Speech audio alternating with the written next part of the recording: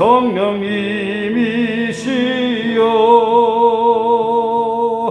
우리 안에 계셔서 인도하시네 위로의 성령님이시여.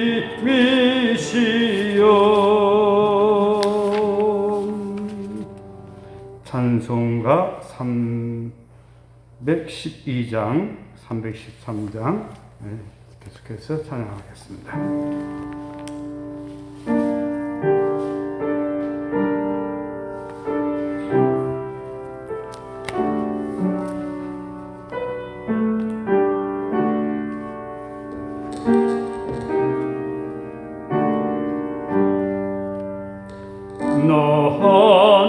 하나님께 이끌리어 일평생 주만 바라며 어려울 때 힘주시고 언제나 지켜주시리. 주 크신 사랑 믿는 자 그 반사에서 아뢰라. 너 설레는 맘 가다듬고 희망 중 기다리면서 그 은혜로우신 주의 덕과 사랑에 만족하여라. 우리를 불러주신 주 마음에 소원하신다. 주 찬양하고 기도하며 내 본분 임서하라. 주 약속하신 모든 은혜 내게서 이루어지리라. 참되고 의지하는 자 주께서 되어하시리.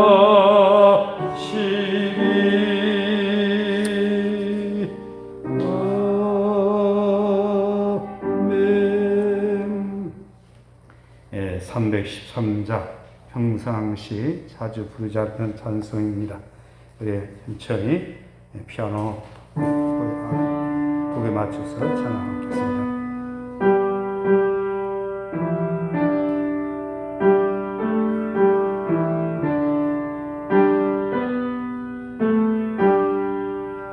내 임금 예수 내 주여 이제이래 주님 앞에 안 넘는 은혜 받고서 내 생명 모두 드리오니 그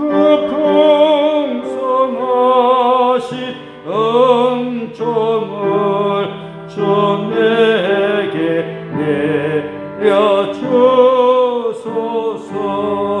내 임금 예수 내 주여 내 허물을 덮으시고 주 십자가에 흘리신 그 피를 믿는 마음 보소.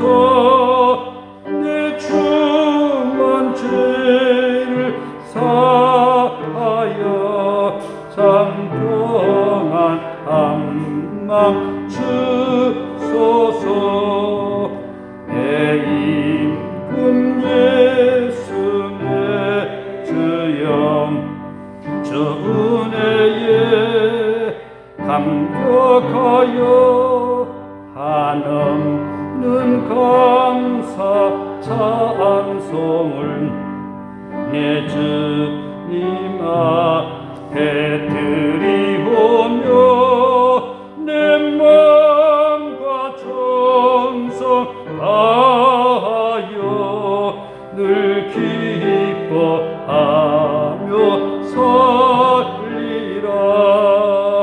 내 임금 예수 내 주여 이 마음과 이 천한 몸 그 법의 피로 값주고 주 친히 사신 것이오니 나 이제 사나 죽으나 주 뜻만 따라 살리. 마지막 절 다시 한번.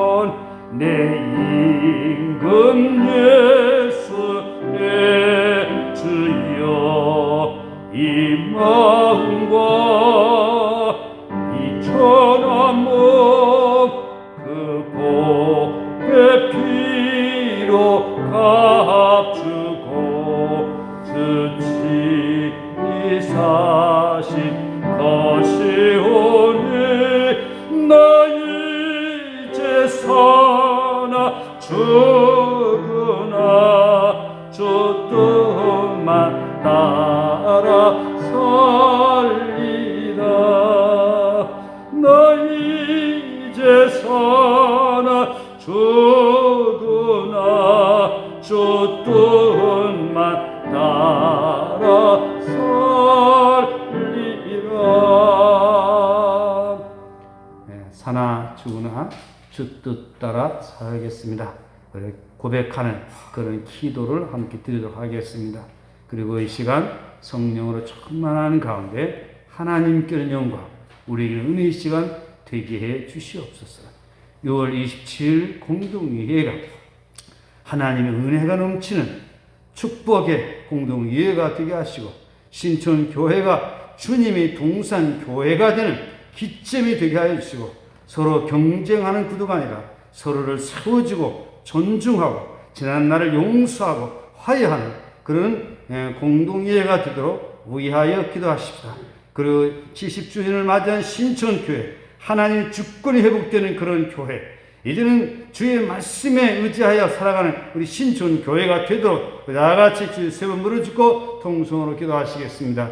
주여 주여 주여. 하나님 아버지 감사합니다. 오늘도 수요 밤 기도회를 맞이하여서 우리 예정된 시간에 함께 모여 예배하며 찬송하며 기도하며 은혜의 시간 갖게 하여 주시니 감사합니다. 우리 지난 날들을 돌아볼 때에 우리가 하나님을 아버지라 부르고 예수님을 구주라 고백하고 성령의 인도를 받고 살아간다라고 하였으나 너무나도 부족하고 허물이 많았던 저희들입니다. 이제 이후로 하나님의 절대 주권을 존중하면서 하나님의 말씀을 따라서 성령의 감동을 받고 하나님의 사랑을 느끼면서 누리면서 살아가는 참된 그리스도인으로 살아가게 하여 주시옵소서. 6월 27일 공동의회가 하나님의 주권이 회복되는 그런 기점이 되게 하여 주시고 화목한 교회가 되는 그런 기점이 되게 하여 주시고 지나간 날들이 우리 교만한 마음들은 다 내려놓고 참되게 회개함으로 공동회가 진행되게 하여 주시기를 원합니다. 그 공동회를 준비하기 위한 특별 새벽 기도가 진행 중에 있사오니 이 기도회에 모두가 함께 참여하여 은혜 받게 하여 주시기를 원합니다. 주님 함께 하여 주시고 주님 도와주시옵소서. 코로나19 환경이라고 해서 예배를 등한히 하는 어리석은 자가 되지 않게 하여 주시옵소서. 모이기를 피하는 자들 습관같이 하지 말고 그날이 가까움을 볼수록 더욱더 모이기 힘쓰라고 하신 성경의 말씀처럼 모이기 힘쓰는 저희들 되게 하여 주시옵소서. 오늘도 성령께서 우리 마음은 여시사 하나님 말씀이 깨달아지게 하여 주시옵시고 하나님 말씀 가운데 은혜 받게 하여 주시옵소서. 한국 교회가 너무나도 잘못된 가운데 있습니다. 한국 교회를 새롭게 변화시켜 주시옵소서. 참으로 이 나라의 지도자를 바르게 배출할 수 있는 한국 교회가 되게 하옵소서. 이 시간 주의 은혜가 넘치게 하옵소서. 예수님의 이름으로 기도드리옵나이다. 아멘. 하나님의 말씀 야고보서 1장 5절부터 8절까지 함께 봉독하겠습니다. 야고보서 1장 5절부터 8절까지 봉독하겠습니다.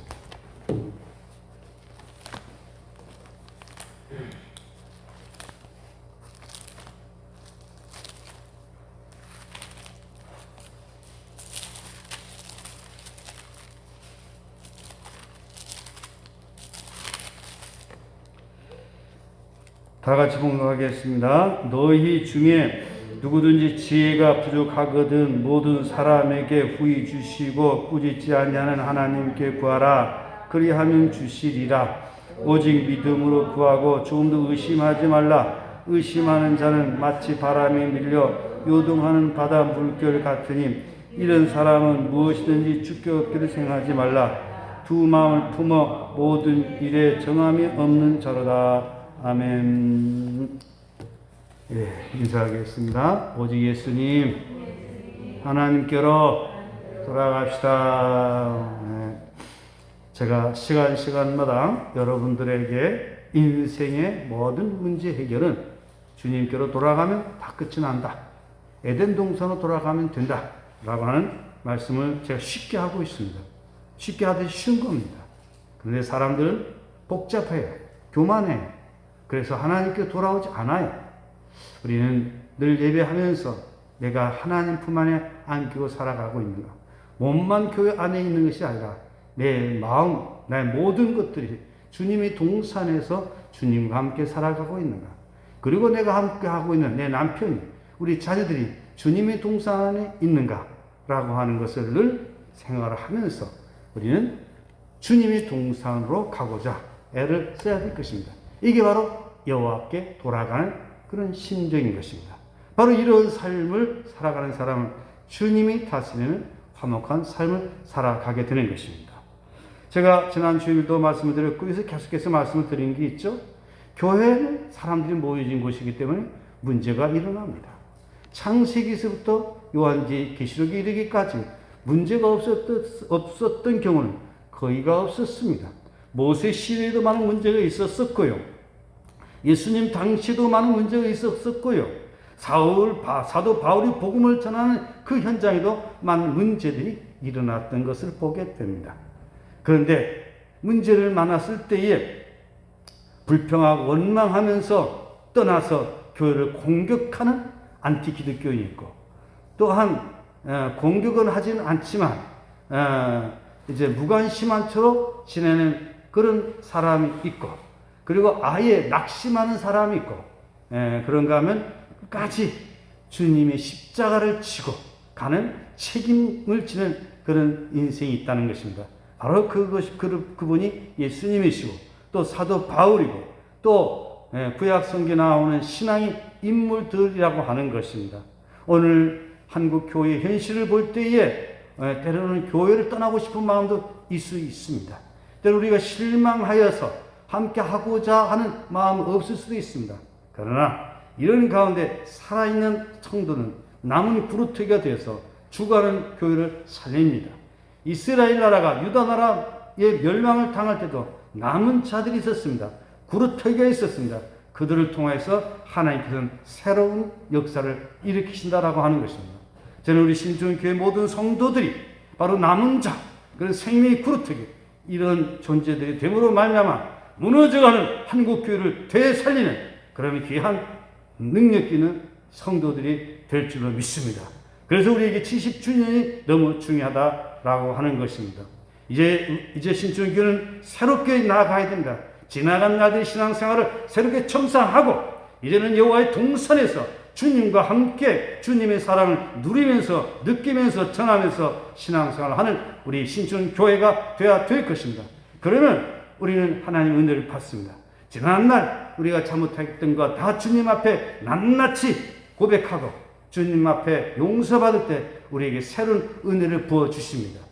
근데 사람들은 어리석어서 자기 자신의 죄를 고백을 하지 않아요. 그건 어리석은 겁니다. 우리 주님을 우리가 자백하면, 우리 죄를 자백하면 미쁘시고 우러사 우리를 깨끗하게 용서해 주시는데 눈보다 더 희게, 양털보다 더 희게 우리를 깨끗하게 하실 줄 믿습니다. 그런 거로 우리는 지나간 날이 잘못된 생활을 엎드릴 때마다 회개하고 또 회개함으로 말미암아 주님이 다스리는 행복한 삶을 살아가는 저와 여러분이 되시길 바랍니다. 그래서 우리들의 마음속에 항상 신천교회가 있고 우리들이 마음속에는 자나깨나 하나님께 예배하는 그런 삶이 되어야 되겠고, 그리고 우리들의 마음속에는 주님의 사랑이 머물러 있음으로 말미암아 언제나 우리는 행복한 겁니다. 누가 행복하십니까? 물어보면 예, 저는 행복합니다 라고 당당히 말할 수 있어야 됩니다. 그런데 오늘날 크리스찬들 가운데 보면 우울증 환자들이 너무 많아요. 왜 그러냐? 하나님의 은혜를 놓쳐버리니까 그런 거예요. 나는 하나님께서 나와 함께 하지 않으신다라는 부정적인 생각을 갖고 있는 거예요. 아닙니다. 하나님은 오늘이나 언제나 동일하시게 여러분과 함께 하신 줄 믿으시길 바랍니다. 문제는 내가 주님을 떠나서 그렇습니다. 바로 야고보서는 당시 기독교인들이 많은 어려움을 당합니다. 시련을 당합니다. 시련을 당하는 가운데 신앙을 포기하고 떠나는 사람들도 있습니다. 또 그런가 하면 신앙생활을 오래 하고 있는데 실천이 없는, 행함이 없는 그런 신앙생활을 하는 사람들도 있었습니다. 입술로는 사랑을 외치지만 사랑을 실천하지 않는 사람도 있었습니다. 그러한 배경하에서 야고보 기자는 바로 실천력 있는 그런 믿음의 생활을 하도록 야고보서를 기록하여 우리에게 전하고 있다라고 하는 것입니다. 여기서 보면 기자는 하나님과 주 예수 그리스도의 종 야고보는 자신을 하나님과 그리스도 예수의 종 바울이라, 바울이 아니고 야고보라 이렇게 표현을 하고 있습니다. 수신자는 흩어져 있는 12지파에게 문안하노라. 특정한 사람이 아니라 이스라엘 12지파, 흩어지는 기독교인들에게 전하는 편지다라고 하는 것입니다. 그러면서 첫 번째 주제가 뭐냐? 시련을 만나거든, 시험을 당하거든 온전히 기쁘게 여기라. 지난 수요일 밤에 말씀을 드렸습니다. 시험. 우리가 시험을 당할 때 보면 시험도 여러 가지입니다. 유혹이 시험이 있고, 우리 연단하는 시험이 있고, 또 훈련하는 트레이닝이 있고 그렇습니다. 우리 유혹을 당하는 것은 이것은 내적으로 오는 것이고, 연단, 훈련, 또 시험, 테스트 이런 것들은 우리에게 유익한 것들입니다. 이런 것들은 잘 이겨내야 됩니다. 유혹은 물리쳐야 되는 것이고, 테스트, 또 트레이닝, 또 연단, 시련 이런 것들은 우리 이김으로 말미암아 더욱더 성숙된 그런 믿음의 사람이 되어야 된다라고 하는 것입니다. 로마서에서 이런 말씀을 하고 있죠. 환난은 인내를, 인내는 연단을, 연단은 소망을 이루는 줄 알미니라. 우리에게 이 시련이 올 때에 너무 힘들고 어렵지만 그러나 인내하면서 믿음으로 견디고 나면 우리 금보다 귀한 믿음을 우리는 갖게 되고 더욱더 성숙한 신앙인으로 다듬어지게 된다라고 하는 것입니다. 욥기 23장 10절에 보면 바로 그가 나를 단련한 후에는 내가 뭐같이 정금같이 나오리라. 단련한 후에는 정금같이 되어 나오리라. 금보다 귀한 믿음은 참 복의 되도다. 오늘 말씀 5절부터 8절까지 말씀은 뭐냐? 우리가 시험을 만날 때에 이 시험을 이길 수 있는 지혜가 있어야 될 텐데 그 지혜가 부족하거든 하나님께 구하라 라고 하는 것입니다. 우리가 어려운 시험을 만났을 때에 우리 이해가 안 되는 경우들이 간혹 있어요. 내가 성수주의를 잘하죠. 11조 생활 잘하죠. 열심히 전도하죠. 그런데 가정에 어려운 일을 만나는 경우가 있어요. 갑자기 가족 식구 중에 하나님의 불을 먼저 받고 떠나는 그런 가족도 있기도 하고요. 근데 오히려 예수 믿지 않고 세상에서 못된 짓을 잘하는 아무개는 더 잘 살고, 교회 안에서도 기도도 하지 않고 그 자기 멋대로 살아가는 사람들이 오히려 또 떵떵거리면서 잘 사는 경우도 얼마든지 있어요. 그래서 그런 것을 보면서 우리 믿음이 약한 우리들은 바로 이해가 안 되는 경우들이 있는 것입니다. 그러나 성경에는 악인이 형통함을 부러워하지 말라 그랬습니다. 그래서 우리는 그런 가운데도 하나님께서 지혜를 구하면서 가라는 겁니다. 그러면 하나님께서 우리 넘치도록 지혜를 주신다라고 하는 말씀이 오늘의 말씀이 요점인 것입니다. 그러면 한 구절 한 구절 더 깊이 있게 우리 살펴보도록 하겠습니다. 우리 5절 말씀 우리 다 같이 함께 봉독하겠습니다. 다 같이 봉독합니다. 시작. 모든 사람에게 후히 주시고 꾸짖지 아니하신 하나님께 구하라. 그리하면 주시리라.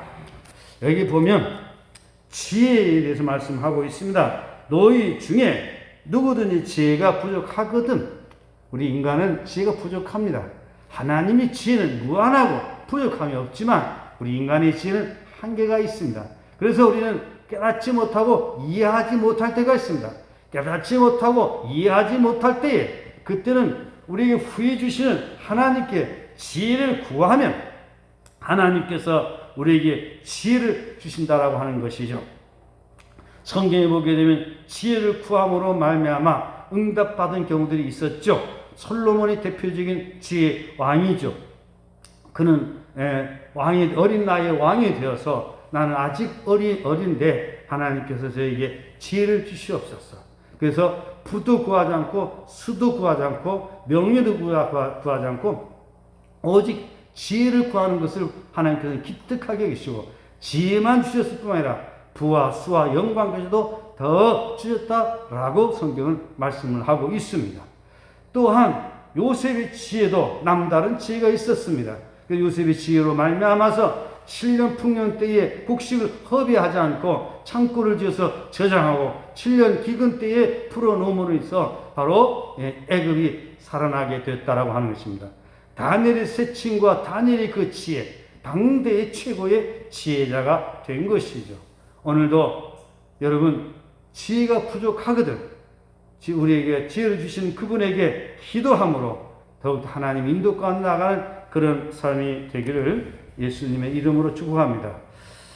그래 저희 큰아이 이야기를 좀 하지 않을 수가 없습니다. 제 엄마하고 늘 통화를 하는 걸 보게 되면 사실 그 회사 생활이 그렇게 쉬운 것은 아닙니다. 가다가 보면 정말 인간적으로 해결할 수 없는 그런 막다른 골목을 느껴지는 그런 경우가 있을 때가 있는데 그때에 하나님께 기도함으로 돌파하는 그런 이야기를 하는 것을 보면서 역시 하나님은 살아계시구나 라고 하는 것을 우리 그 모자지간에 이야기하는 것을 들으면서 제가 감사하게 생각하게 되는 거죠. 그렇습니다. 저도 교회에 많은 그 시험을 당할 때 인간의 방법으로는 도무지 풀어갈 수 있는 방법이 없는 겁니다. 하나님께 기도하는 가운데 하나님께 제게 지혜를 주시는 겁니다. 바로 그 지혜는 바로 뭐냐? 바로 내가 하나님의 사람이 되라. 하나님께 저에게 말씀하시는 거예요. 그래서 더 철저히 나를 채찍하고 나를 고치려고 하고 그러는 가운데 제가 이제까지 이렇게 살아서 목회하고 있습니다. 예, 성경으로 다시 돌아갑니다. 뭐가 부족하거든? 너희 중에 누구든지 지혜가 부족하거든. 그럼 지혜가 뭐냐? 성경적인 그런 지혜에 대한 우리 올바른 이해를 가지고 있어야 될 것입니다. 지혜. 구약 성경에서 지혜는 호쿠마라, 호쿠마. 또 신약 성경 헬라 말로는 소피아. 소피아 하게 되면 유명한 데가 있죠. 어디입니까?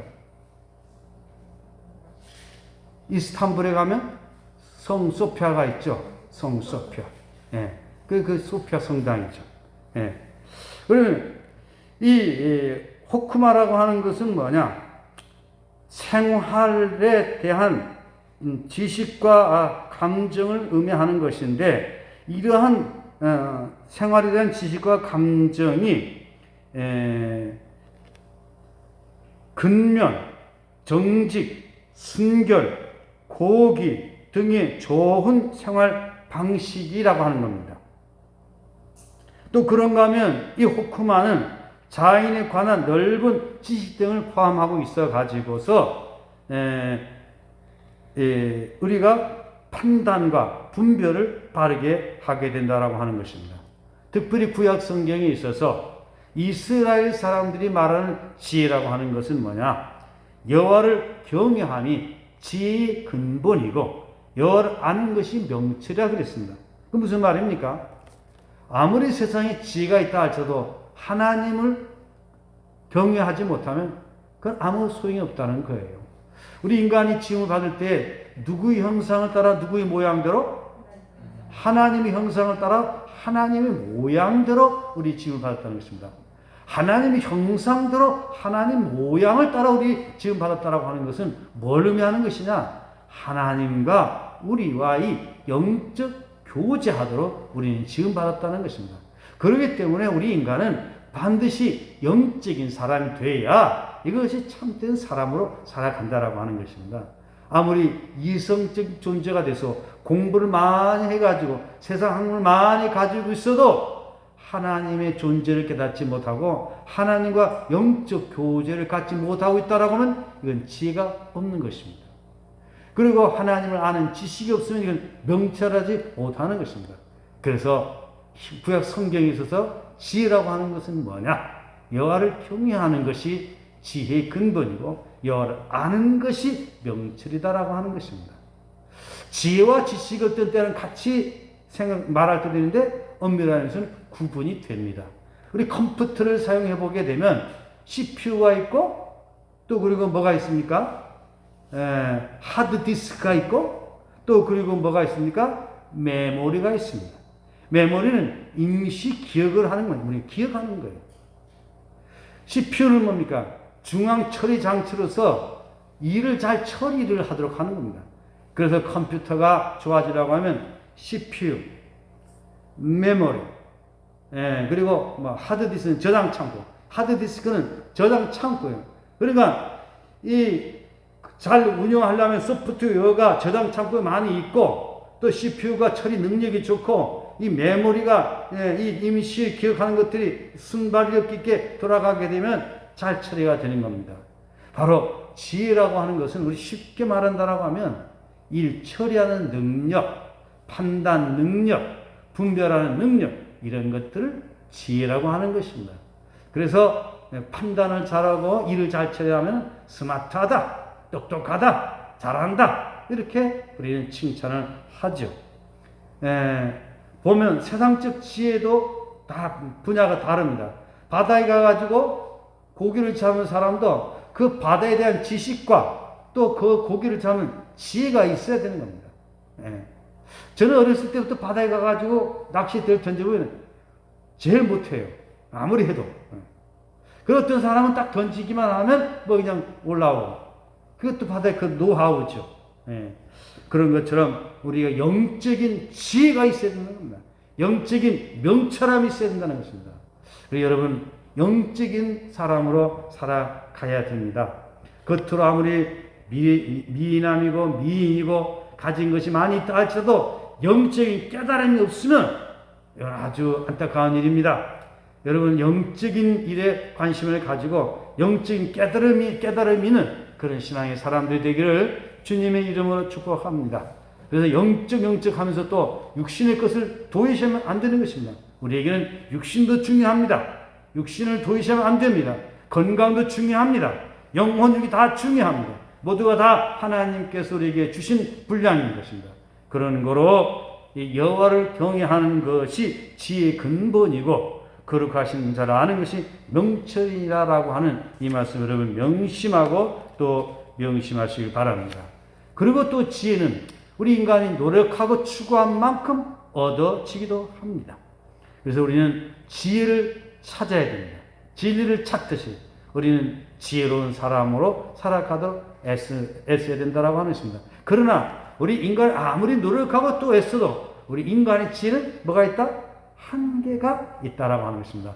하나님의 도움을 구해야 된다라고 하는 것입니다. 그래서 지혜를 구하라 성경 말씀하고 있습니다. 잠언 2장 1절, 2절, 3절 제가 한번 보겠습니다.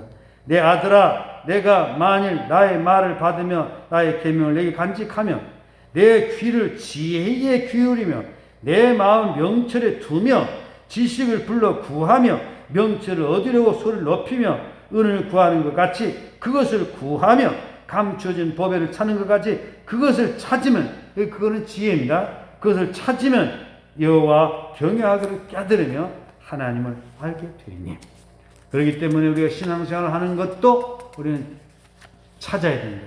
예수님께서 말씀하셨죠. 구하라 찾을 것이요, 두드라 열릴 것이요. 구하라 주실 것이요, 찾으라 찾을 것이요, 두드려 그러면 열릴 것이요. 그래서 우리는 하나님께 구해야 됩니다. 지혜를 찾아야 됩니다. 그래 얻어야 됩니다.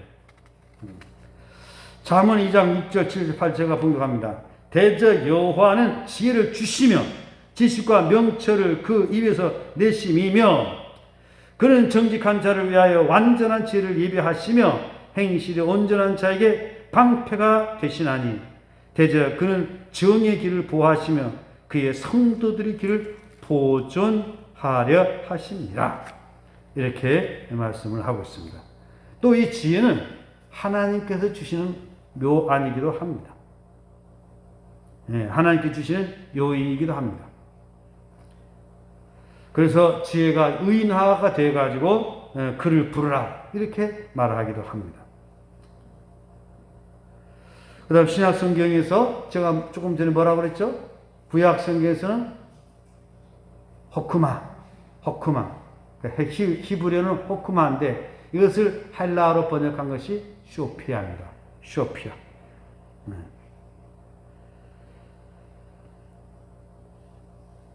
예수님은 이스라엘의 지혜의 전통을 받으면서 비유나 속담에 의해서 일찍이 없었던 깊이 있는 말씀들을 하셨습니다. 마가복음 4장 10절 11절에 보면 예수님이 지혜에 대해서 이렇게 말하고 있습니다. 예수께서 홀로 계실 때 함께 한 사람들이 모두 제자와 더불어 그 비유들에 대하여 물으니 이르시되 하나님 나라의 비밀을 너희에게는 주었으나 외인에게는 모든 것을 비유로 하나니. 그러니까 어떤 사람들은 깨닫고 어떤 사람들은 깨닫지 못한다라고 하는 것입니다. 지혜 있는 자들은 깨닫는 것이고 지혜 없는 사람은 깨닫지 못한다라고 하는 것이죠. 또 사도 바울에게 있어서 지혜는 뭐냐? 예수 자신이 인격화된 복음으로서 하나님의 지혜이시고 복음이 곧 하나님의 지혜라는 것입니다. 그 복음은 뭐냐? 예수 그리스도가 바로 예수 그리스도 십자가의 죽으심과 부활을 통해서 우리에게 나타나는 그 복음. 예수님께서 십자가에 죽으시면 우리를 죄에 대해 죽으시며 예수님께서 부활하시면 믿는 우리에게 의로 여기시는 그런 복음은 복음. 이것을 지혜로 또 복음의 지혜로 말씀을 하고 있습니다. 그래서 고린도전서 1장 24절 제가 한번 보겠습니다. 오직 부르심을 받은 자들에게는 유대인이나 헬라인이나 그리스도는 하나님의 능력이요 하나님의 지혜입니다. 바로 부르심을 받은 우리에게는 그리스도가 하나님의 능력이고 지혜라는 겁니다. 그리스도를 통해서 우리는 하나님을 알게 되고 하나님과 영적 교제가 이루어지게 되고 우리는 새로운 존재가 된다라고 하는 것이죠. 고린도전서 1장 30절 제가 읽겠습니다. 너희는 하나님으로부터 나와서 그리스도 예수 안에 있고 예수는 하나님으로부터 나와서 우리에게 지혜와 의로움과 거룩함과 구원함이 되셨으니 무슨 말입니까? 예수 그리스도를 믿음으로 말미암아 우리는 죄 용서함 받고 구원함을 받고 하나님과의 관계 회복되고 영생을 얻고 거룩하게 되고 의로워지게 되었다라고 하는 것입니다. 이것이 바로 하나님께로부터 온 지혜라고 하고 있는 것입니다. 고린도전서 2장 10절에 보면 오직 하나님의 성령으로 이것을 우리에게 보이셨으니 성령은 모든 것 하나님의 깊은 것까지도 통달하시느니라. 이 하나님의 지혜가 감춰지는데 성령을 통해서 이제 모든 것이 다 밝혀진다는 것입니다. 영적인 자, 신령한 자는 모든 것을 판단하나 자기는 아무에게도 판단을 받지 아니하느니라. 이렇게 영적인 지혜자에 대해서 말씀을 하고 있습니다. 그래서 어떻게 하라는 겁니까? 지혜가 부족하거든. 5절 말씀 더 제가 읽겠습니다. 너희 중에 누구든지 지혜가 부족하거든 모든 사람이 후히 주시고 꾸짖지 아니하신 하나님께 어떻게 하라? 구하라. 그리하면 주시리라. 지혜를 구하라는 것입니다. 그리고 구할 때에 믿음으로 구하고 조금도 의심하지 말라. 의심하는 자는 마치 바람 밀려 요동하는 바다 물결 같으니. 기도하되 의심하지 말고 구하라는 것입니다. 그러면 우리는 지혜를 얻게 된다라고 하는 것이죠. 구약의 시련을 받았던 대표적인 인물이 누구를 보겠습니까? 욥을 보게 됐죠. 욥이 얼마나 큰 시련을 당합니까? 그의 모든 재산을 다 잃게 되고 그의 귀한 자녀 7남 3녀를 잃게 되고 하루아침에 그는 쫄딱 망해버리게 됩니다. 그러나 그런 가운데도 그는 하나님의 지혜가 있기에 주신 자도 여호와시요 취하신 자도 여호와시니 여호와 이름이 찬송을 받으실지어다 하고 범죄하지 않고 하나님을 찬양했다는 것입니다. 또 그런가 하면 2장에 보게 되면 자신의 몸에 더러운 그런 피부병이 들어가지고 그야말로 견딜 수 없는 그런 고통 가운데 있었을 때에 그 아내마저도 하나님을 욕하고 저주하고 죽어라 그렇게 비난을 하게 됩니다. 그런 가운데에 욥은 범죄하지 아니하고 하나님께서 이제 우리에게 받아 주시지 않겠느냐 그러면서 시험을 이겼던 것을 보게 되는 것입니다. 오늘 저 여러분 하나님의 인도를 받는 그런 신앙의 사람이 되어야 될 것입니다. 오늘 우리가 믿노라고 하면서도 온전한 믿음 안에 거하지 못할 때가 있는데 우리 욥이 인내를 통해서 우리는 이 고난 가운데 지혜가 있어야 되겠다라고 하는 것입니다. 욥기 2장 10절에 보면 그가 이르되 그대의 말이 한 어리석은 여자의 말 같도다. 우리가 하나님께 복을 받았은즉 화도 받지 아니하겠느냐 하고 이 모든 일에 욥이 입술로 범죄하지 아니하니라. 바로 하나님께서 욥에게 지혜로 깨닫게 해주셨다고 하는 것입니다. 우리가 신앙생활 하면서 현실적으로 힘든 것은 고난을 당할 때에 이때 제일 힘듭니다. 그 고난을 당하고 어려움을 당할 때에 정말 견디지 못해서 조금 전에 서론에 말씀했던 것처럼 안티 기독교인이 나오게 됩니다. 아버지가 교회에서 당하는 것을 보고 교회가 뭐냐고 그러면서 타락해가지고 안티 기독교인이 됩니다. 안티 기독교인들 가운데 대부분이 보면 목사와 장로들이 자기들이에요. 교회에서 크나큰 상처받는 현장을 봤기 때문에 이게 교회냐고 이게 교회냐고 그러면서 교회에 대해서 부정적인 생각을 가지고 하나님을 떠나버리는 그런 안티 기독교인들이 얼마나 많은지 몰라요. 지금 한국 사회를 어지럽게 만드는 그 사람들이 바로 안티 기독교인들이에요. 김용민 그 목사님 아들이에요. 그리고 또 본인도 한신대 가서 전도서 한다고 그래요. 얼마나 거짓말들을 많이 하면서 얼마나 많은 누를 끼치고 있는지 평화나무라고 하는 걸 만들어가지고 정말 안타까운 일입니다. 우리는 어려운 일을 만날 때에 우리는 하나님께 구하고 하나님의 품 안에 더 가까이 나아가는 인생이 되어야 할 것입니다. 욥처럼 주신 자도 여호와시오 취하신 자도 여호와시니 여호와 이름이 찬송을 받으실지어다.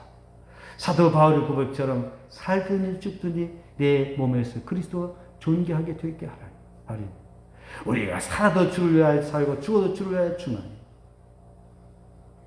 다니엘의 세 친구 사드락 메삭 아벳느고처럼 그리하지 아니하시 올지라도 하나님께서 우리를 풀 가운데서 우리를 구원하지 아니할지라도 우리는 금신상에게 절할 수 없나이다. 하나님에 대한 절대적인 믿음이 있기 때문에 그런 악한 유혹과 시험에서 이길 수 있었다라고 하는 것입니다. 그래서 지혜가 부족하거든 후이신 하나님께 구하라는 것입니다. 결국 때에 따라서 우리가 순교의 자리까지 갈 수가 있는 것이죠. 많은 그리스도인들이 이 환난이나 핍박을 당할 때 보면 무너지는 경우들이 많이 있습니다. 이 세상에는 공중의 권세는 마귀도 함께 역사하기 때문에 때로는 악이 승리하는 것처럼 느껴질 때가 있어요. 교회 안에서마저도 하나님의 진리의 말씀대로 되는 것이 아니라 인간의 뜻대로 이루어지는 경우가 종종 있습니다. 그러나 그런 것도 하나님께서 이용하신다라고 하는 것입니다. 그렇기 때문에 우리는 언제 어느 순간이든지 사람을 보고 세상을 보고 낙심하지 말고 오직 믿음으로 승리하는 그런 삶이 되시기를 바랍니다. 하박국이 질문한 것이 무엇입니까? 왜 저 바벨론을 통해서 우리를 심판하십니까? 그때 답이 뭐겠습니까? 따라합시다. 오직 의인은 믿음으로 살리라. 하나님의 믿음으로 사는 것입니다. 그 지혜입니다. 그래서 욥은 결국 어떤 것을 깨달았습니까? 욥기 42장에 보게 되면 바로 이제까지는 귀로 들었는데 이제는 눈으로 주를 배웁니다. 그리고 그 이후에 욥은 갑절이 복을 받고 또한 그의 생애 자손 4대를 보았다라고 말씀을 하고 있습니다. 오늘 저 여러분 시련을 만날 때에 결단코 낙심하지 말고 끝까지 구하면서 믿음으로 인내하면서 나아갈 수 있기를 예수님의 이름으로 축복합니다. 그러나 우리가 인간적인 생각을 갖게 될 때에 내가 초라해지고 비참해진 걸 생각하고 그거를 두려워하고 걱정하는데 그것도 하나님께 맡기는 겁니다. 죽으면 죽으리다. 안희숙 여사의 간증처럼 죽으면 죽으리다. 그 일본 감옥 생활을 하면서 그런 죽음의 각오를 가지고 그런 기도하면서 지는데 그의 책을 쓴 것을 보게 되면 구구절절마다 마침 성경이 있는 것처럼 그 감방 안에 있는 사람을 다 전도해가지고 예수 믿게 하고 변화시키는 것을 볼 수가 있습니다. 오늘 제 여러분, 우리가 시련을 당할 때에 낙심하지 말고 우리에게 후해 주시는 하나님께 구함으로 승리하시기를 바랍니다.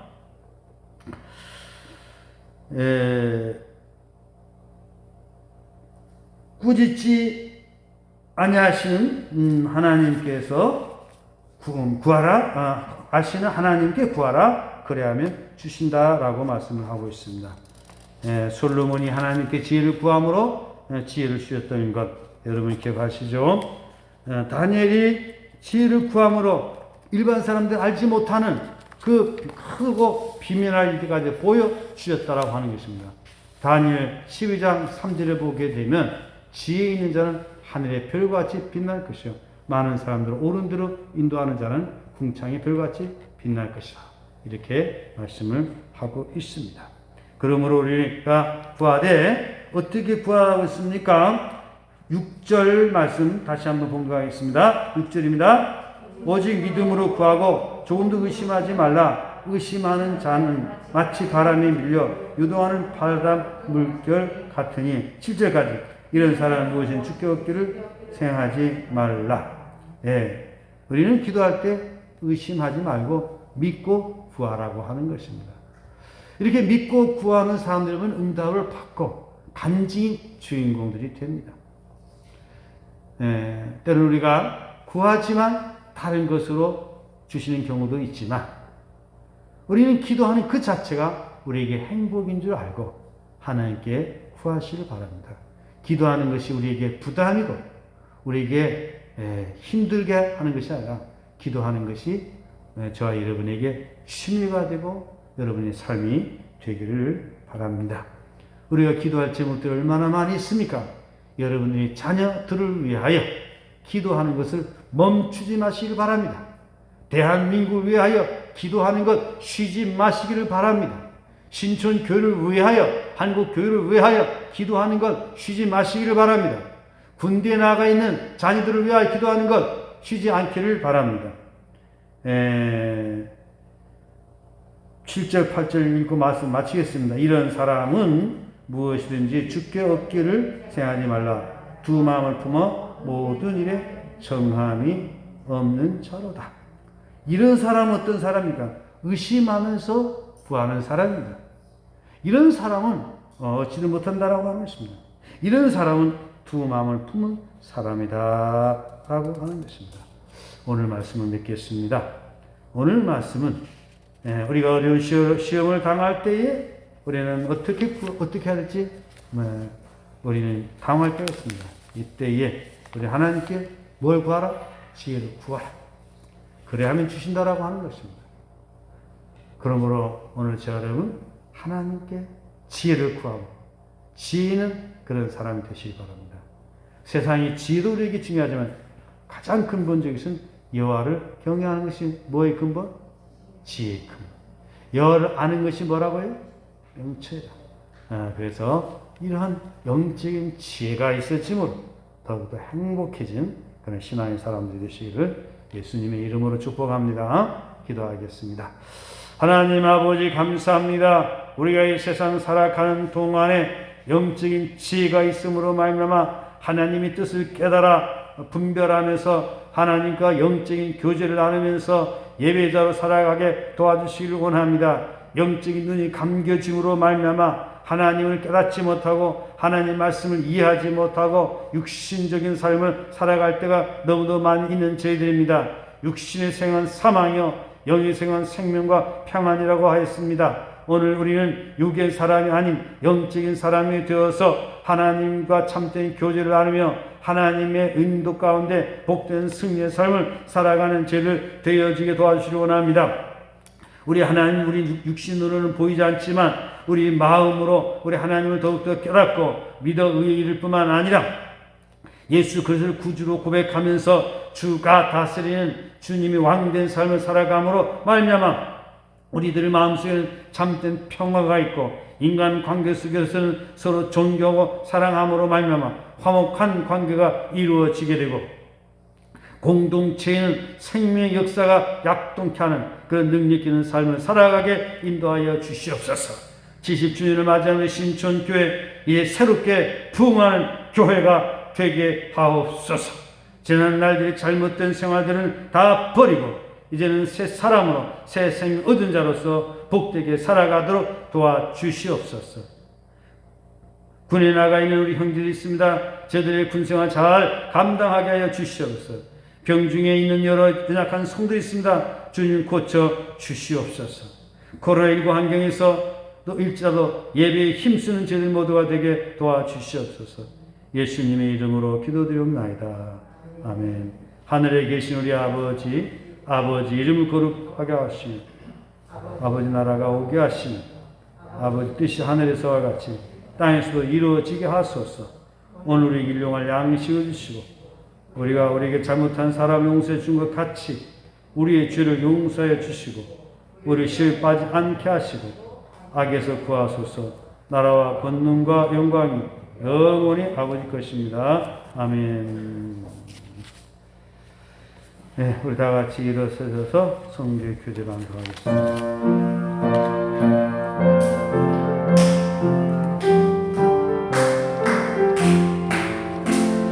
청청청 피 흘리신 예수의 손 안에서